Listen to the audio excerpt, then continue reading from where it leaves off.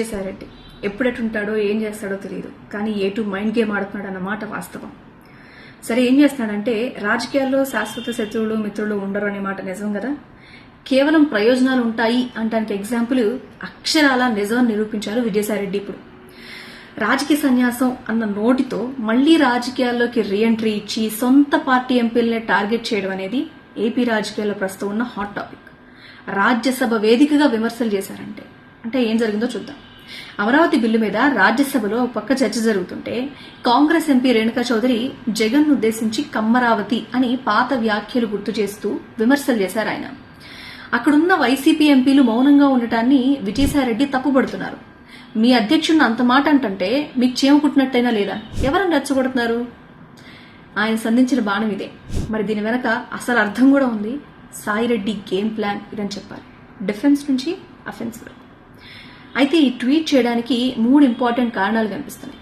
ఫస్ట్ది, మళ్లీ lime light లోకి రావడం. అంటే రాజకీయాలకు దూరంగా ఉంటాను అని అన్నారు కదా, ఇప్పుడు జగన్ గారికి రక్షణ కవచంలాగా కనిపిస్తూ క్యాడర్ లో పట్టు తెచ్చుకోవడం కోసం నిరూపించుకోవాలని ఆయన ట్రై చేస్తున్న మాట ఒకటి. రెండవది, అమరావతి గొంతులాగా నేనున్నానని చెప్పడం. అవును, నేను అమరావతి గొంతు అవుతాను అని చెప్పడమే బిగ్ ట్విస్ట్. అమరావతి విషయంలో వైసీపీ తీసుకున్న స్టాండ్ ని లోపలే ఉండి మారుస్తారా, కొత్త రూట్ వెతుక్కుంటారా అనేదే నెక్స్ట్ ఆయన చేయబోయేది ఇంట్రెస్టింగ్ పాయింట్. మూడోది, సొంత పార్టీ ఎంపీల మీద ఒత్తిడి. జగన్ గారి కోసం సరిగ్గా పోరాటం లేదని చెప్పడం ద్వారా తనే అసలైన విధేయుణ్ణి అని జగన్ కి చెప్పే ప్రయత్నం చేస్తున్నట్టుగా ఉంది ఈ 3 పాయింట్స్.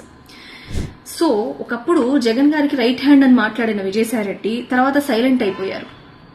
మరి ఇప్పుడు అమరావతి బిల్లు పాస్ అయ్యే టైంలో యాక్టివ్ అవడం వెనక నిజంగా ఒక భారీ వ్యూహమే ఉంది.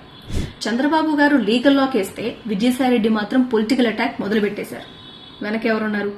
రేణుకా చౌదరి వ్యాఖ్యలు అడ్డంగా పెట్టుకున్నారు. కాంగ్రెస్ ని, తన పార్టీలో ఉన్న అసమర్థుల్ని ఒక దెబ్బకు కొట్టాలనే ప్లాన్ లాగా కనిపిస్తుంది. అవునా కాదా? సో విజయసాయిరెడ్డి యూటర్న్ వెనక అమరావతి మీద ప్రేమ ఉందో లేదో పక్కన పెడితే రాజకీయాల్లో తన ఉనికి చాటుకోవాలనే కసి మాత్రం చాలా స్పష్టంగా కనిపిస్తుంది. నిజంగా జగన్ ని వెనకేసుకొస్తున్నారా? భవిష్యత్తులో అమరావతి క్రెడిట్ కోసం కొత్త దారి వెతుక్కుంటున్నారా? ఈ 2 ప్రశ్నలే. మరి విజయసాయిరెడ్డి మళ్లీ ఫీల్డ్ లోకి దిగారు కాబట్టి ఆట మొదలైనట్ట, ముగిసిపోయినట్ట?